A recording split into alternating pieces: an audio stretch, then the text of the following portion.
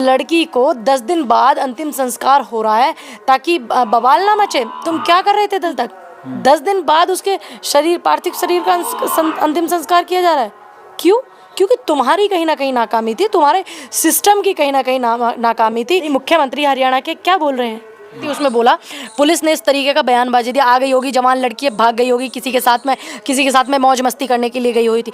तो मैं उसके भाई को कोई बोलेगा कि यश बेटा तेरी बहन के लिए ऐसे बोला गया, तो उस बच्चे के दिमाग पे क्या असर जा रहा होगा? मतलब बड़ा भी होगा तो कभी बड़ा होगा तो वो क्या सुनेगा, क्या सोचेगा? वो लगता है ये जो सुसाइड नोट, डॉक्टरों की रिपोर्ट जो प्रशासन ने रखी है कि भी उन्होंने सुसाइड किया है, एक जहर भी पिया उन्होंने, ये लगता है कि भी वाकई में हो भी सकता है कि उन्होंने सुसाइड किया हो। तो वो दिमाग लगाता नहीं तो कह देता जी ये सुसाइड नोट है, जैसे आज मनीषा के केस में हरियाणा पुलिस कर रही है, जब लोग दे रहे हैं। अच्छा पूनम जी, अभी सभी लोगों की जुबान पे है कि मनीषा को कब जस्टिस मिलेगा। हालांकि मुख्यमंत्री ने कहा कि सीबीआई जांच होगी। क्या लगता है सीबीआई जांच में हो सकता है कि भी मनीषा को इंसाफ?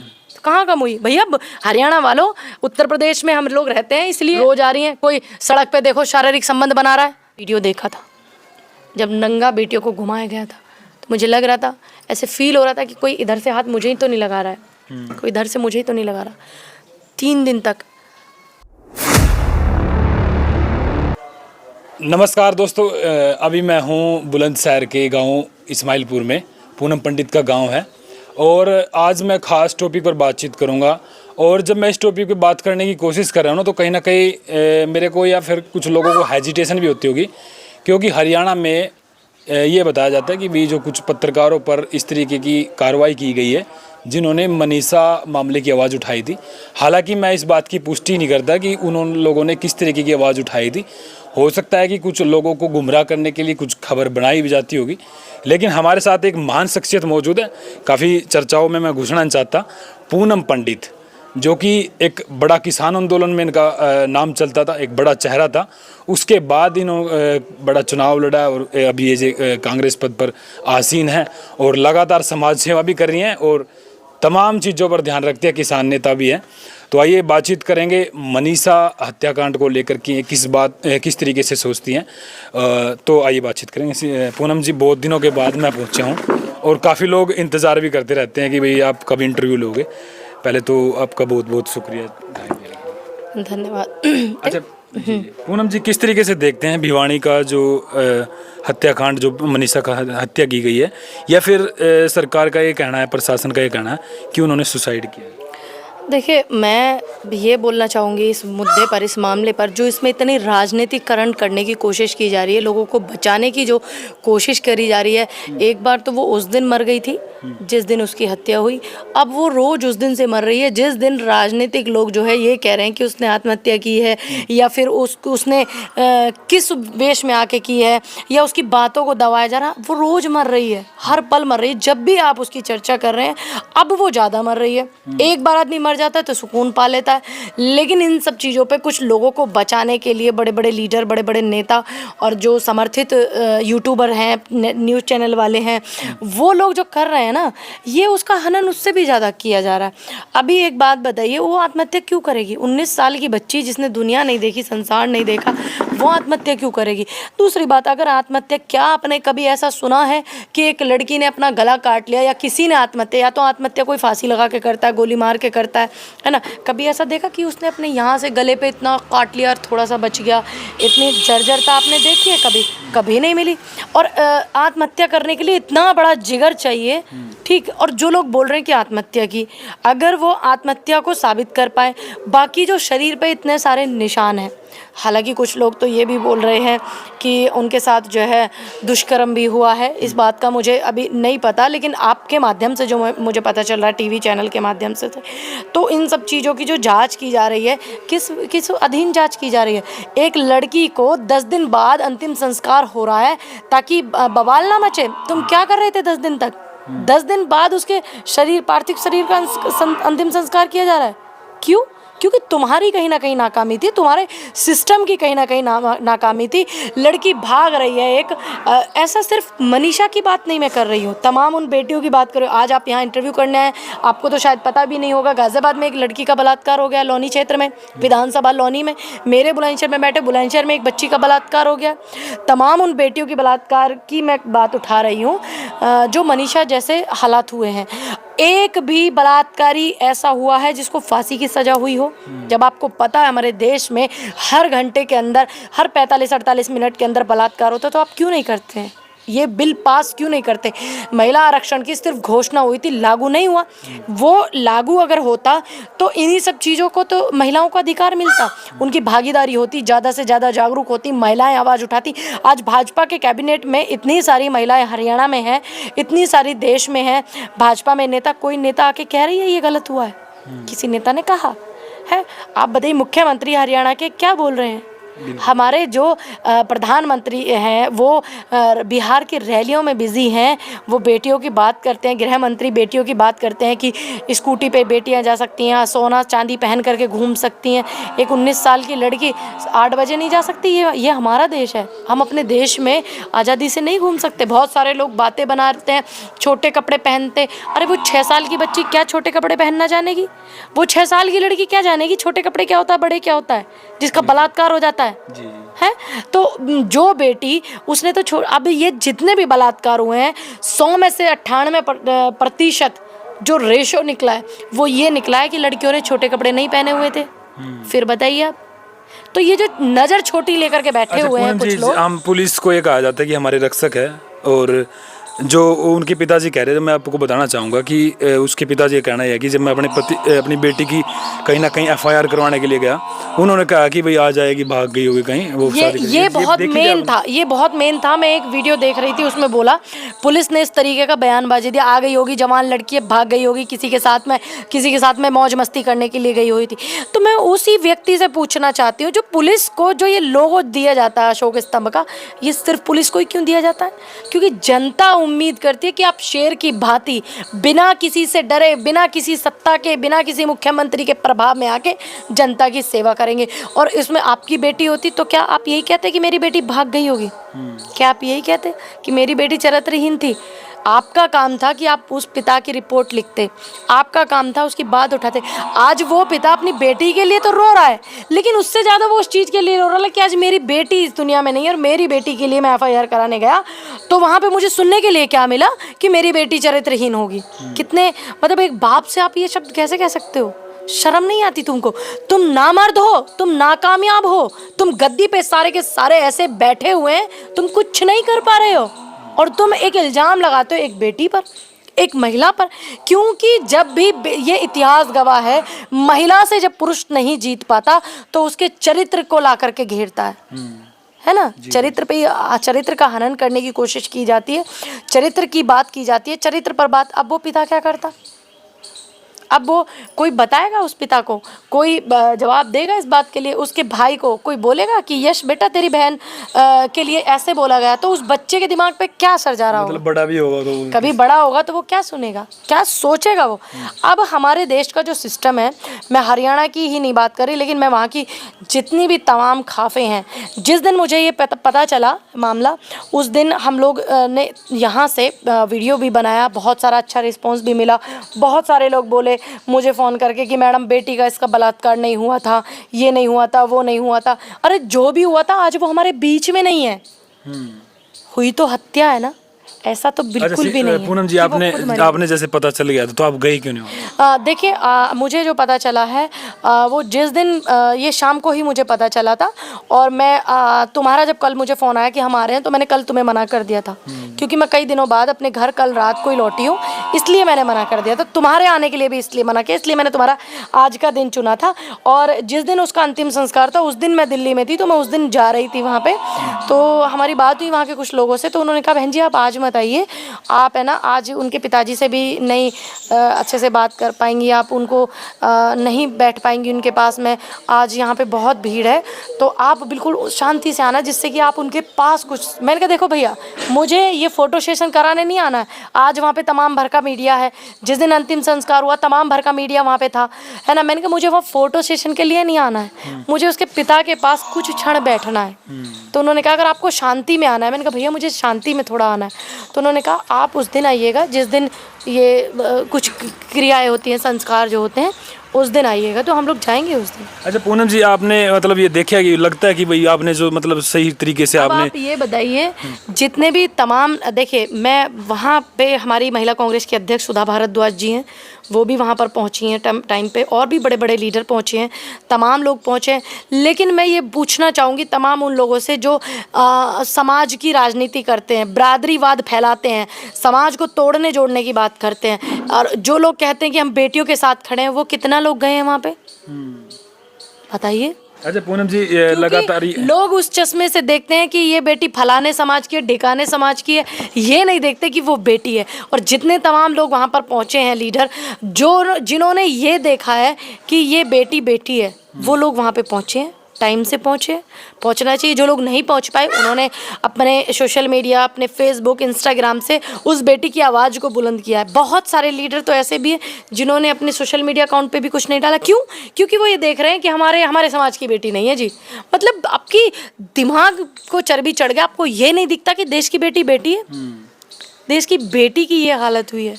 जिस दिन इस देश के लीडर ही हर बेटी को बेटी के नज़रिए से देखेंगे, जातवाद के, धर्मवाद के नज़रिए से नहीं देखेंगे, उस दिन देख लेना काफ़ी बदलाव नज़र आएगा। अच्छा पूनम जी, क्या लगता है ये जो सुसाइड नोट, डॉक्टरों की रिपोर्ट जो प्रशासन ने रखी है कि भी उन्होंने सुसाइड किया है, एक जहर भी पिया उन्होंने, ये लगता है कि भी वाकई में हो भी सकता है कि उन्होंने सुसाइड किया हो?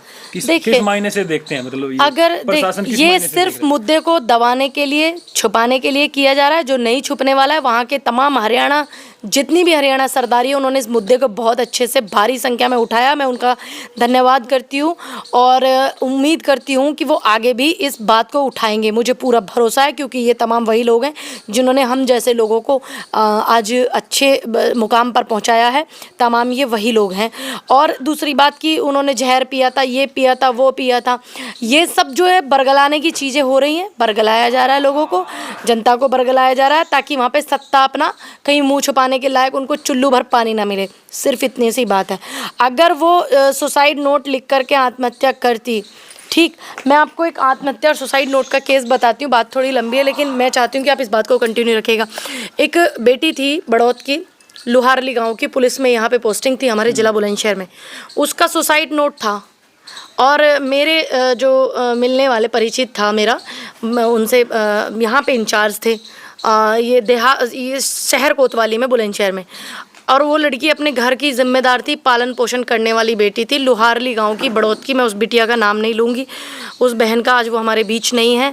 वो अच्छी जगह, हम बुरी जगह बैठे हुए हैं। तो मैं सुसाइड नोट मनीषा वाल्मीकि का और दोनों का इसलिए बता रही हूँ कि इस तरीके की घटनाएं भी हुई हैं।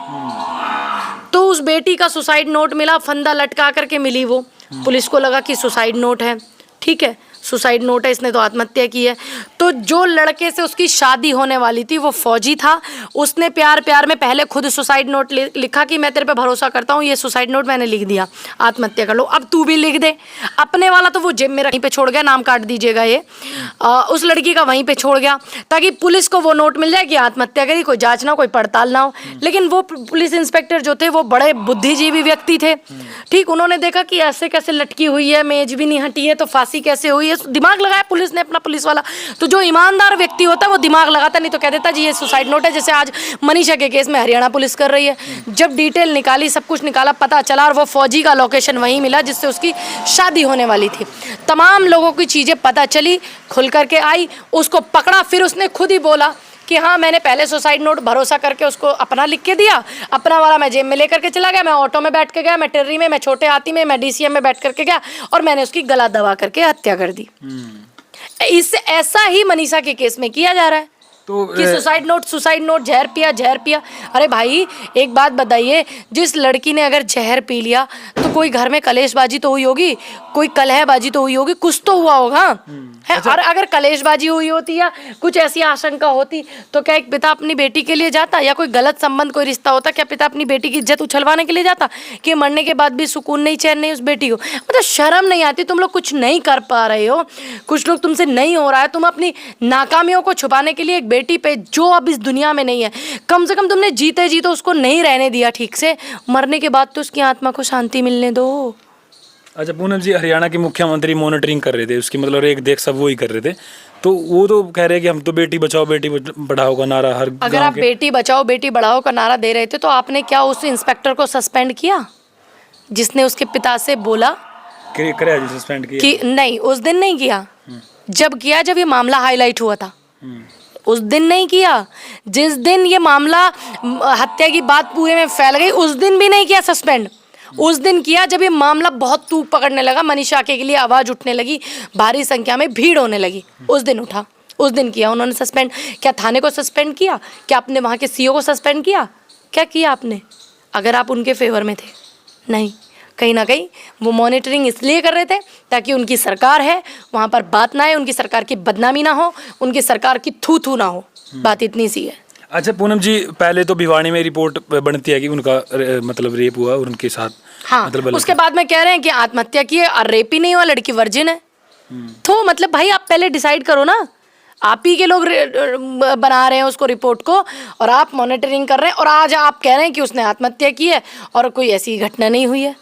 तय तो आप करो ना, आपका स्टैंड क्लियर नहीं है, इसका मतलब कि सरकार गफलत में है और गफलत की हालत में है, बदहोशी में है, जल्दी जल्दी में पता नहीं कैसे बयान लोग दे रहे हैं। अच्छा पूनम जी, अभी सभी लोगों की जुबान पे है कि मनीषा को कब जस्टिस मिलेगा, हालांकि है मुख्यमंत्री ने कहा कि सीबीआई जांच होगी। क्या लगता है सीबीआई जांच में हो सकता है कि मनीषा को इंसाफ मिलेगा? देखिए, हम संस्थाओं पे भरोसा करते हैं, ऐसा नहीं है, भरोसे पे दुनिया टिकी है, लेकिन एक बात बताइए, जिनकी सरकार है वही लोग बैठे हैं ना जांच करने के लिए। क्या उसमें से किसी विपक्ष के नेता को या फिर किसी ऐसे जो ये होते हैं आपका खाफ के अध्यक्ष, क्या उनको लिया टीम में? बताइए कि हाँ जब हम जांच करेंगे तो आप लोग भी साथ रहिएगा, आप लोग देख रेख करिएगा। विपक्ष के किसी लीडर को लिया उन्होंने?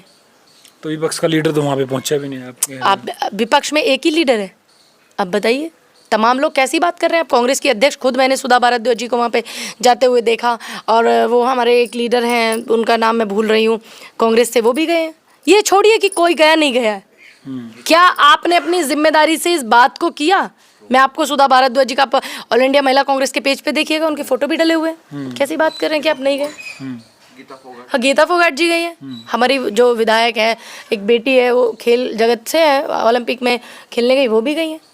अच्छा, पूरे देश में इतना मामला चर्चित रहा, मतलब मोदी जी ने कोई ट्वीट वगैरह कुछ ट्वीट भी नहीं किया, वो हरियाणा के चुनाव में बिजी हैं भाई, उनको वोट चाहिए, हरियाणा में सरकार बनानी है, जोड़ के तोड़ करके चुनाव बनानी है।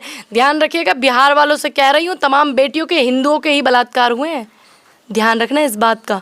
आप जो हिंदू के चक्कर में इनको वोट दे रहे हैं और हिंदू हिंदू हिंदू हिंदू कर करके ये लोग तुम्हें मूर्ख बना रहे हैं, तो क्या उन्होंने इस बात की लड़ाई लड़ी? क्या उस हिंदू बेटी के लिए गए? मनीषा भी हिंदू ही थी, हालांकि देश की बेटी बेटी है, हमारे लिए तो देश की बेटी बेटी है, लेकिन इसलिए इस बात को बोल रही हूँ क्योंकि ये लोग यही राजनीति कर रहे हैं, बिहार में इसी नाम पे वोट ले रहे हैं, तो अपना वोट भी सूद बूद से डालिएगा। ये उस बेटी के देखने तक नहीं आए हैं उसके यहाँ पे। बिल्कुल।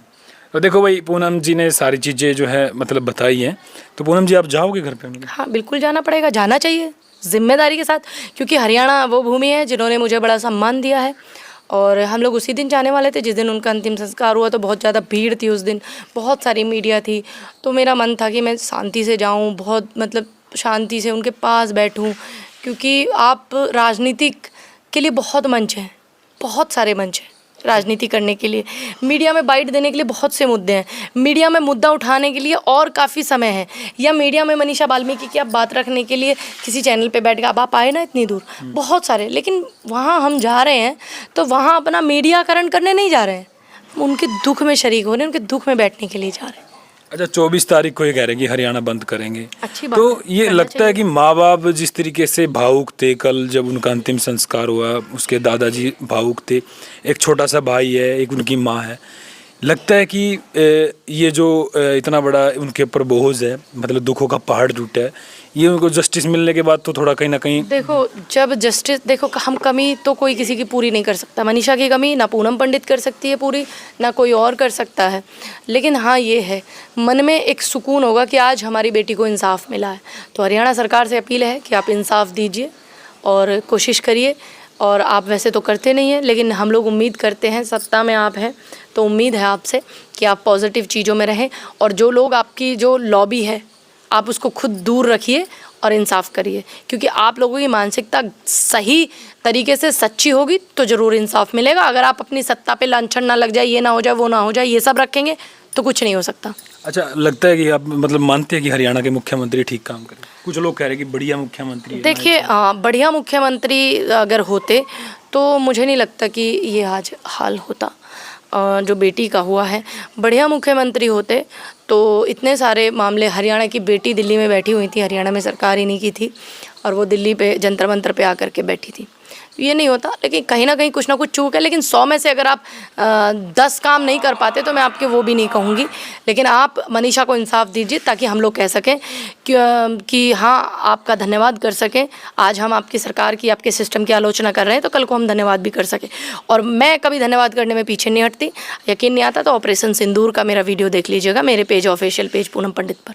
अच्छा पूनम जी, ये कह रहे हैं कुछ लोग कि हरियाणा में जैसे गुंडागर्दी वगैरह, मारपीट, मर्डर एक दूसरे का, तो उत्तर प्रदेश में कह रहे हैं कि बढ़िया व्यवस्था है, योगी जी को मुख्यमंत्री बनाना चाहिए वहाँ पे। क्या लगता है यहाँ पे शांति है? अच्छा आप है ना, ये अभी 6 साल की बच्ची का बलात्कार हुआ है, अभी आप बैठे हुए हैं, अभी फ़ोन जस्ट आया था जहाँ पे जाना था मुझे, आप लोगों की वजह से नहीं गई हूँ। गाज़ियाबाद लौनी में बेटी का बलात्कार हुआ है और अभी 5-6 लोगों पे मेरे बुलंदशहर में ही अभी हमारे सांसद भी आए थे, पुनिया जी है ना, वो जो पुनिया जी हमारे सांसद इलाहाबाद से हैं, ये बाराबंकी से हैं, वो भी आए थे। 5 गुंडागर्दी की मैं बता रही हूँ आपको। एक थार ने 5-6 लोगों पे गाड़ी चला दी जिसमें 1-2 लोगों को बहुत ज़्यादा चोट आई, 1-2 लोग मर गए। टोल पर आ जा में मेरठ के आपने वीडियो देखा होगा, भाजपा के नेता का आपने वीडियो देखा होगा, है ना। और आपने वो भी वीडियो देखा होगा पूर्वांचल का, जो इंस्पेक्टर को, एसएचओ को कह रहा है कि मेरा पाप्पू विधायक है। तो ये जो वैसे गुंडे थे वो तो कम हुए, इन्होंने तो भाजपा के गुंडे पैदा कर दिए। अब इन्होंने तो अपने गुंडे पैदा कर दिए जो इनका वोट भी दे इनको और गुंडागर्दी भी करें। तो कहाँ कम हुई भैया? अब हरियाणा वालों, उत्तर प्रदेश में हम लोग रहते हैं इसलिए आपको दूर दूर के ढोल सबको सुहावने लगते हैं। हरियाणा से आके यूपी में देखिएगा क्या बुरी हालत है। यहाँ पर बेटियों के हाथरस कांड, लखीमपुर कांड, औरैया कांड, उन्नाव कांड, सभी ये यूपी में ही हुए हैं।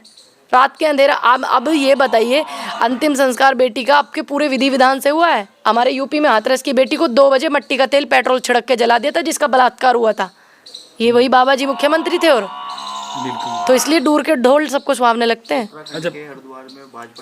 भाजपा नेत्री का, अंकिता भंडारी का क्या हाल हुआ था उत्तराखंड में, हल्द्वानी से, है ना। तो ये सभी जितने भी प्रकरण आपको मणिपुर में देख लो, बेटियों को नंगा घुमाया, बिना कपड़ों के घुमाया, हजारों की भीड़ ने घुमाया। ये सभी कार्यकाल जो है भाजपा के कार्यकाल में है, जहाँ डबल इंजन की सरकार चलती है इनकी। नहीं फिर पहले कांग्रेस की सरकार से उनमें भी तो होते था नहीं? देखिए होता था, मैं बिल्कुल कांग्रेस की सरकार में, आपको याद होगा निर्भया कांड हुआ था। नहीं सरकार तो नहीं बढ़ावा देती ना इस चीज। सुनिए, निर्भया गुंडे, जब आपके भाजपा के लीडर प्रज्वल रेड्डी 2000 से ज़्यादा वीडियो जिसको उम्र कैद हुई है, मोदी जी उसका प्रचार कर रहे हैं, तो क्या बढ़ावा नहीं दिया मोदी जी ने? बताइए भाई, उसको उम्र कैद हुई है प्रज्वल रेड्डी को। दूसरी बात, आपने बोला कि कांग्रेस की सरकार होती है, वहाँ भी होता है, बिल्कुल आपने सही बोला। राजस्थान में कांग्रेस की सरकार थी, जिन लोगों ने ऐसे काम किए वो भाजपा के IT सेल के लोग थे, जिन्होंने बेटी का बलात्कार और कन्हैया कुमार की हत्या की थी राजस्थान में। फिर उनको पकड़ करके उन पे NSA लगाया, सारी गंभीर धाराएं लगाई और 5 दिन के अंदर पकड़ करके जेल में ठूसा। ठीक है। और आप बात कर रहे हैं कि कांग्रेस की सरकार में भी होता है। 2013 से पहले एक मामला हुआ था निर्भया कांड, जिसकी वजह से महिलाओं के लिए एक बहुत अच्छा सशक्त कानून बना था। उस कानून पे लागू कुछ नहीं हो रहा है, बन गया था। तो जब बेटी का बलात्कार हुआ था, उसके अंदर रॉड डाली थी उसके प्राइवेट पार्ट में। और निर्भया की जो माँ हैं वो भी आज इंटरव्यू देती हैं, हम लोग भी बैठे उनके साथ एक आध बार डिबेट चैनल पे कहीं पे, तो जब वो बताती हैं आज भी रूह कांप जाती है। लेकिन जब उस बेटी का बलात्कार हुआ था, उसको इलाज के लिए विदेश भेजा गया था राहुल गांधी द्वारा और कांग्रेस की सरकार मनमोहन सिंह द्वारा, और उसके भाई को पूरे उसका पढ़ाई का सब सेटलमेंट करने की जिम्मेदारी राहुल गांधी जी ने ली थी। और इस बात का ढोल नहीं पीटा था राहुल गांधी ने, इस बात को बताया था निर्भया के भाई ने कि राहुल गांधी जी ने हमारी बहुत मदद करी, इनकी तरह ढोल नहीं पीटे। ठीक है, तो अब क्या हो रहा है, भाजपा की सरकार में बेटियों को ही बलात्कार हो रहे, उन्हीं को पेट्रोल छिड़क के मारा जा रहा, उन्हीं के भाइयों पे मुकदमे हो रहे। होते थे कांग्रेस में भी, लेकिन कांग्रेस का रिकॉर्ड ये था। तो अब ज़्यादा रेशो है या फिर पहले आप निकालिए 2014 के बाद से आत्महत्या निकालिए, किसानों की बेटियों के बलात्कार निकालिए, आप निकालिए, सब साइड पे है। अब तो साइड भी बंद कर दिया था इन्होंने। निकाल के देखिए कि रेशो पहले ज़्यादा निकलता था या 2014 के बाद निकलता है। तो भाजपा में 100 कुछ सांसद और विधायक ऐसे हैं जिन पे महिला उत्पीड़न के, बलात्कार के, इन सब चीज़ों के मुकदमे चल रहे हैं, और वो विधायक और सांसद हैं, और वो सब भाजपा के हैं। लिस्ट है पूरी। नितिन सेंगर, नितिन सेंगर था, कौन था वो, सेंगर था, सेंगर था ना, वो भी भाजपा का ही नेता था, और बेटी के बलात्कार में शामिल था, हाथरस कांड में। तो पूनम जी, आपको कोई सजेशन है इस तरीके का भी, किस तरीके से रोक लगाया जाए? आप ये बताइए, भाजपा कांग्रेस के कितने ऐसे लीडर हैं जिन पे बलात्कार के मुकदमे चल रहे हैं? भाजपा रोज आ रही है। कोई सड़क पे देखो शारीरिक संबंध बना रहा है। मतलब ये गंद जो तुम फैला रहे हो, समाज को जो गंदा कर रहे हो, संस्कृति को जो बर्बाद कर रहे हो, तुम ही कर रहे हो ना। अब एक भी लीडर ऐसा नहीं है जो कांग्रेस का एमएलए एमपी जिस पे बलात्कार का मुकदमा चल रहा हो या महिला उत्पीड़न का मुकदमा चल रहा हो। अगर चल रहा है तो उसको पार्टी ने तुरंत निकाला होगा। ये बैठे हैं लेकर के घूम रहे हैं। प्रज्वल रेड्डी को लोकसभा का टिकट देकर के चुनाव लड़ाया, प्रधानमंत्री प्रचार में गए। बताइए, सेंगर के लिए पूरी टीम खड़ी रही। तो मोदी जी एन वीरेन के यहाँ पे बेटियों को नंगा घुमाया गया, मुख्यमंत्री इस्तीफा नहीं दे रहा था, बहुत हाहाकार मचा, 3 साल बाद इस्तीफा दिया। तो भाई कांग्रेस क्या है, तुम कांग्रेस को कंपेयर नहीं कर सकते भाजपा से। तो मतलब मोदी जी एक्शन नहीं लेते? मतलब एक्शन कहाँ ले रहे हैं बताइए। मणिपुर में 3 साल बाद एक्शन हुआ, तुरंत लिया क्या? आज वहाँ पे हमारे इतना बड़ा हादसा हो गया, रेल हादसा इतना बड़ा हो गया, 2-2, 3-3, और आपको देखा होगा आपने हवाई जहाज़ का इतना बड़ा हादसा हो गया। और भारत की ज़मीन पे कब्जा कर रही है। किसने इस्तीफा दिया और किसने मोदी जी ने एक्शन लिया? किसी चीज़ पे नहीं लिया ना। इस चीज़ के हम खिलाफ हैं, किसी नेता के पर्सनल खिलाफ नहीं है। ये जो गलत और दुपली नीतियाँ हैं इनके खिलाफ है, और बिल्कुल ज़ोरों शोर से कहते हैं खिलाफ हैं तो खिलाफ है, लकीर खींच के खिलाफ है। तो आप समर्थन में मतलब आओगे, मतलब परिवार की मनीषा? बिल्कुल आना चाहिए, सबको आना चाहिए, बिल्कुल आएंगे हम भी। तो क्यों नहीं आएंगे भाई? हरियाणा वो भूमि है, जब उत्तर प्रदेश से बड़े बड़े किसान नेताओं ने मुझे हटाने की कोशिश की ना, तो हरियाणा से गाड़ियां भर भर के आती थी मेरे समर्थन में कि कोई हटा के तो देखे इस बेटी को। हरियाणा वो है, हरियाणा मेरी शुरुआत की भूमि है भाई, तो मैं कैसे हरियाणा को भूल सकती हूँ? आऊँगी, बिल्कुल आऊँगी। बिल्कुल। तो देखो भाई, पूनम पंडित कह रही है कि भी हम हरियाणा मतलब जाएंगे मनीषा घर पे भी। तो अभी जो वहाँ पे है ना, खापे पंचायतें जो अपनी रणनीति तैयार कर रही हैं, अभी जो किसान है, अगर जस्टिस नहीं मिलता तो हमारा कोई बड़ा एक्शन होगा, तो ऐसा करना बिल्कुल, जो बड़ा बिल्कुल करना चाहिए भाई जस्टिस। भाई बेटियों को पूजा जाता है, ठीक है, हिंदुस्तान की संस्कृति है, बेटियों को पूजा जाता है, देवी हैं। और जब सरकार नकारा हो जाएगी तो खापों को ही एक्शन लेना पड़ेगा ना। हम अपनी बात को कैसे रखेंगे? आज हरियाणा में जो खापे हैं वो पंचायत करके, आंदोलन करके अपनी बात को रख रहे हैं, सरकार नहीं सुन रही, फिर क्या करेंगे? फिर जरूर बड़ा बदलाव होगा। करेंगे, बिल्कुल करेंगे, और साथ खड़े रह के करेंगे। तो लगता है प्रशासन उसको मतलब आरोपी को ढूंढ सकती थी अगर मतलब टाइम से कार्रवाई। भाई एक बात बताओ, जान ही बच सकी थी उसकी। मतलब एक बात बताइए आप, ये मैं बस ये कहूँगी कि हास्य वाली बातें, क्या ऐसा हो सकता है सत्ता चाहे, पुलिस चाहे, बाल में से खाल निकालती है पुलिस, तो क्या आरोपी को नहीं निकाल पाती? यही आरोपी अगर कांग्रेस शासित राज्य में होते, सत्ता में भाजपा नहीं होती, विपक्ष में होती, ढूंढते ये लोग, जैसे पागल कुत्ते ढूंढते ना, ऐसे ढूंढते। ये बात है। एक लड़की का वीडियो आपने देखा ना, वो बेटी भाग रही थी, एसएसपी के कैमरे में कैद हुआ है, बलात्कार किया, देखा आपने वो वीडियो? बेटिया वो भाग रही है, वो बोल नहीं सकती थी, वो आवाज़ नहीं निकाल सकती थी। पहले वो आरोपी से छूट करके भागी है, तो कैमरे में कैद हुई है वो वीडियो, है ना, फिर उसका बलात्कार हो गया, हत्या हो गई लड़की की। अच्छा पूनम जी, जो ऐसे घिनौने काम करते हैं, जो दरिंदे हैं, जो राक्षस प्रजाति के लोग, जो इस तरीके का, तो उन बेटियों मतलब बेटी क्या बीतती होगी जिन पर, मतलब इस तरीके क्या मतलब ये दर्द जो बयां है हम तब कर सकते हैं, हम दुख में शरीक हो सकते हैं। ये दर्द बयां सिर्फ वही करेगा जिस पे बीती है, क्योंकि कैसे कोई ले जाए, किसी की आबरू कैसे कोई टच करे, मेरे आज भी याद है। मुझे 3 दिन तक नींद नहीं आई थी जिस टाइम मैंने मणिपुर का वीडियो देखा था, जब नंगा बेटियों को घुमाया गया था। तो मुझे लग रहा था, ऐसे फील हो रहा था कि कोई इधर से हाथ मुझे ही तो नहीं लगा रहा है, कोई इधर से मुझे ही तो नहीं लगा रहा। 3 दिन तक नींद तक नहीं आई थी और उस प्रकरण ने झंझोर के रख दिया था कि हम वो बेटियां हैं जिनको भरी सभा में नंगा घुमाया जा सकता है।